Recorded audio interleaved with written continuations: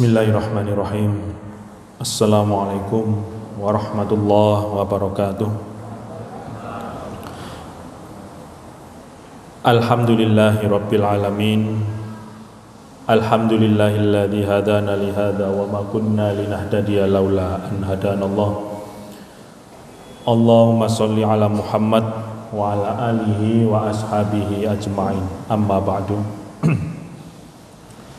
Jamaah sholat isya dan tarawih yang dirahmati oleh Allah, alhamdulillah, mari dalam kesempatan yang berbahagia ini, malam hari ini, kita selalu bersyukur kepada Allah atas limpahan nikmat dan rahmatnya kepada kita.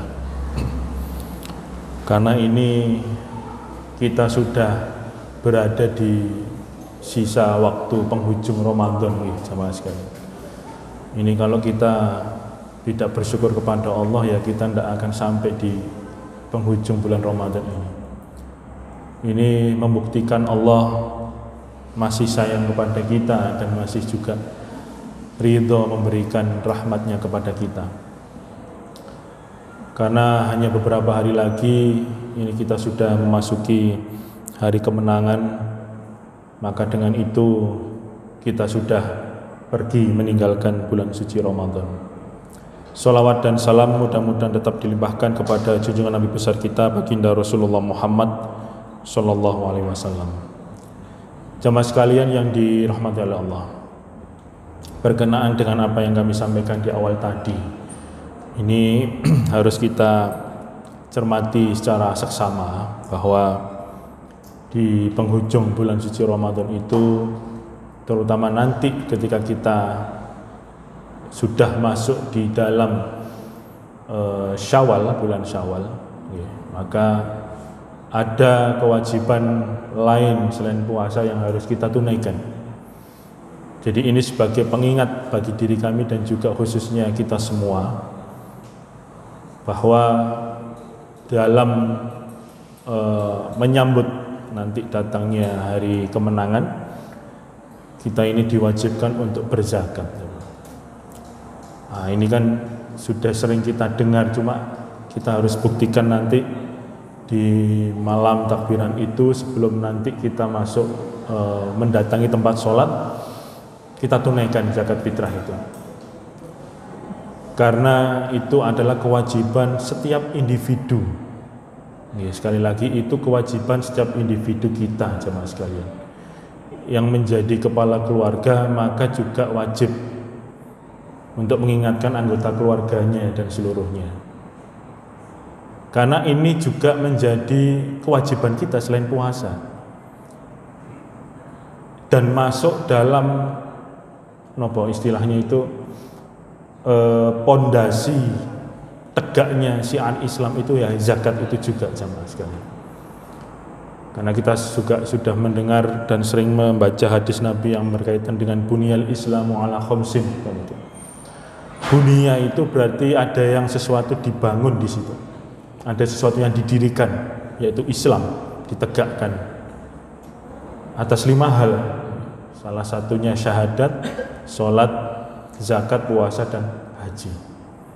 Syahadat, sholat, puasa sudah kita lakukan, mungkin yang berhaji juga mungkin sudah ada.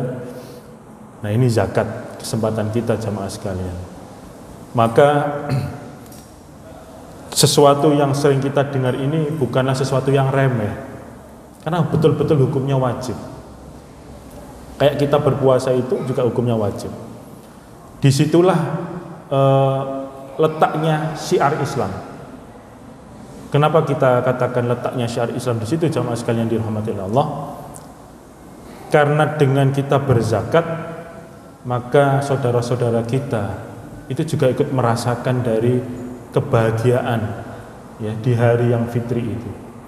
Sama-sama merasakan terkait dengan hal itu. Bahkan saudara-saudara kita yang kurang beruntung itu tertolong dengan adanya zakat. Belum lagi kalau kita mengkaji terkait zakat mal, gitu ya, jemaah sekalian. Kalau setiap tahun satu orang Islam misalkan semua mengeluarkan zakatnya, maka insya Allah di seluruh dunia ini umat Islam paling tidak sudah hidup berkecukupan, belum ditambah dengan zakat mal. Karena zakat mal ini haulnya 1 tahun dan ada nisab ukuran tertentu. Nah ini secara kalkulatif kalau kita perhitungkan, insya Allah umat Islam ini minimal hidupnya berkecukupan itu bisa dicapai dengan zakat. Belum ada istilah lain seperti infak, belum lagi sedekah, belum lagi wakaf. Ini ibadah-ibadah maliyah yang sifatnya keharta bendaan, maka disebut mal, harta. Dan itu sudah jelas di ayat Al-Quran, jamaah sekalian yang dirahmati Allah. Bahkan di dalam surat Al-Bayyinah pun juga dikatakan wa ma umiru illa liya'budullaha mukhlishina lahuddin hunafa wa yuqimus shalah wa yutuz zakata wa dzalika dinul qayyimah. Dinul qayyimah. Kalau sholat dan zakat kita tunaikan, maka agama kita akan tegak, akan berdiri jejak nek basane wong Gresik. Karena itulah pentingnya zakat, sehingga nanti bisa menopang faktor ekonomi, membantu saudara-saudara kita yang lain. Bahkan secara sejarah mungkin ya, secara historis jamaah sekalian, kita melihat di masa Khalifah Abu Bakar As-Siddiq itu bagaimana luar biasanya beliau menata kembali orang-orang yang membangkang untuk tidak bayar zakat lagi. Itu coba kita pahami dengan sedalam-dalamnya, bahwasanya sampai seperti itu Khalifah Abu Bakar As-Siddiq betul-betul keras, karena mereka ini membangkang. Di masa Rasulullah mereka mungkin bayar zakat gitu ya, tetapi ketika Rasulullah wafat, peralihan masa transisi di masa Khalifah Abu Bakar, mereka membangkang, tidak mau bayar zakat. Bahkan ada juga yang murtad, bahkan sampai mengaku menjadi seorang nabi dan rasul. Yang kita kenal ada yang namanya Musailamah Al-Kadzab dan sebagainya. Nah ini begitu luar biasanya Khalifah Abu Bakar berusaha dengan gigih, bahkan sampai mengorbankan para hafid dan hafidhah, para hufat yang waktu itu juga para sahabat-sahabat kibarus sahabah. Kalau dalam ilmu mustalahul hadis disebut kibarus sahabah, sahabat-sahabat senior ikut berperang, ikut menegakkan li'ila'i kalimatillah, mengingatkan kepada mereka yang tidak mau bayar zakat. Bahkan banyak juga yang gugur sama sekali. Nah ini saking wajibnya zakat sampai seperti itu diberlakukan di masa Khalifah Abu Bakar As-Siddiq. Nah maka kita besok insya Allah ini di malam ataupun pada tanggal 1 Syawal itu kita berkewajiban untuk itu, terutama terkait dengan zakat fitri atau zakat fitrah itu sama sekali. Dalam suatu hadisnya Rasulullah SAW bersabda, yang diriwayatkan dari Ibnu Umar, ya, faradha Rasulullah SAW zakatul fitri. Rasulullah mewajibkan menunaikan untuk zakat fitri min Ramadan, dari setelah bulan Ramadan. Artinya kita masuk dalam malam 1 Syawal itu. Nah, apa yang dikeluarkan itu so'an min tamrin au so'an min syairin. 1 so' dari kurma, syair itu pakai ain dan ya itu artinya gandum.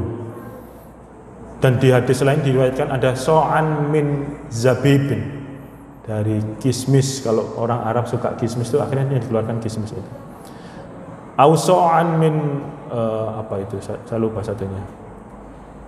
Nah ini menandakan bahwasanya Rasulullah SAW jamaah sekalian,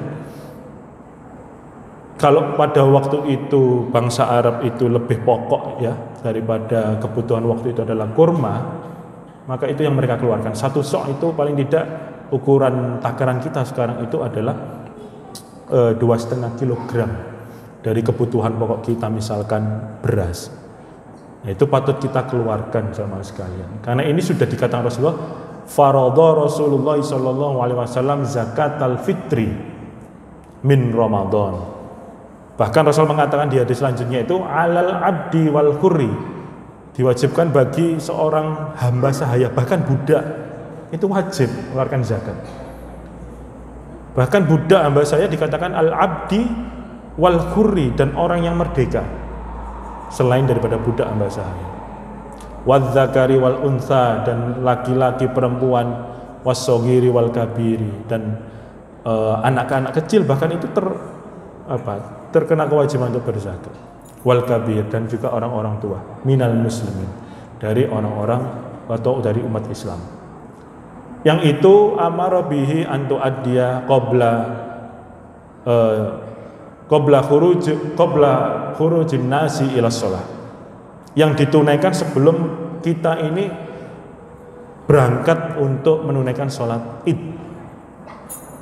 Nah, ini kita ingatkan bersama-sama jamaah sekalian. Jadi Rasulullah betul-betul dengan hal ini mewajibkan kepada kita untuk menunaikan zakat fitri itu. Nah, tujuannya untuk apa? Di hadis lain disebutkan di dalam riwayatnya Ibnu Abbas yang diriwayatkan oleh Imam Bukhari, dinyatakan di situ adalah bahwasanya tuhrotun, ya, tuhrotun, untuk mensucikan, tuhrotun linnas, untuk tuhrotun lis-shaim, untuk mensucikan orang-orang yang berpuasa.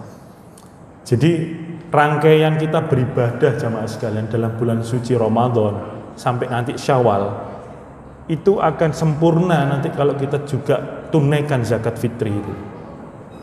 Jadi sebagai tuhratun lis-shaim minal lahwi war rafath, pakai ghin. Jadi dari omongan-omongan yang selama puasa, bahkan yang tidak tercover dengan puasa, perkataan yang sia-sia yang sering kita keluarkan, misalkan yang menggunjing, hibah atau yang lain, misalkan ngolok-ngolok teman dan sebagainya, itu kan perkataan yang tidak penting, yang termasuk dalam kata lagun, itu membersihkan itu, warrofat, dan juga omongan-omongan kotor kita jamaah sekalian. Itu fungsi normatif daripada zakat fitri atau zakat fitrah itu tadi, sehingga penyempurnaan ibadah kita di dalam bulan Ramadan itu akan tertunaikan dengan zakat fitri.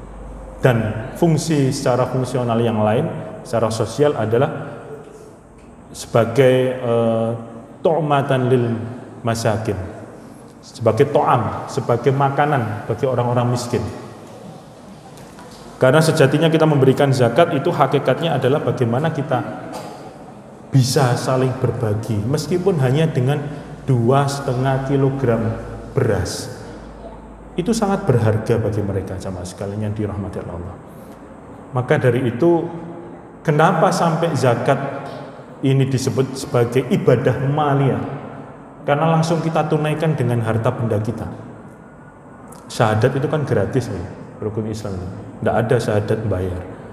Sholat tidak ada yang bayar. Puasa tidak ada yang bayar. Haji pun sebenarnya kita tidak bayar. Cuma karena kita bayar perlu transportasi, akomodasi, makan, hotel dan sebagainya, akhirnya bayar. Tapi nilai substansi ibadahnya tidak. Kita berkunjung ke Ka'bah itu tidak bayar. Tapi zakat, nah ini kita memang bayar. Kita memang mengeluarkan dari rezeki kita. Agar apa tadi? Tuhratun lis-shaim wa tu'matan lil masakin. Jadi untuk mensucikan puasa kita, untuk mensucikan diri kita maksudnya, dan tentunya untuk memberi makan orang-orang miskin. Nah, inilah jamaah sekalian yang dirahmati Allah. Mari jangan lupa, terutama nanti ketika kita sudah masuk dalam bulan Syawal, sebelum kita menunaikan sholat Id, maka tunaikan dulu kewajiban kita yang satu ini. Karena zakat itu merupakan sesuatu yang dikhususkan oleh Allah Subhanahu wa taala. Makanya ada istilah muzaki, orang yang menunaikannya. Pun orang yang disasar ataupun sebagai penerimanya, itu juga ada istilah mustahik dan sebagainya. 8 asnaf itu, baik fakir, miskin, sabilillah, ibnu sabil, gharim dan sebagainya. Nah, inilah jamaah sekalian yang dirahmati Allah. Maka jangan sampai kita ketinggalan, jangan sampai kita lupa, jangan sampai kita terlena sehingga zakat fitri tidak kita tunaikan.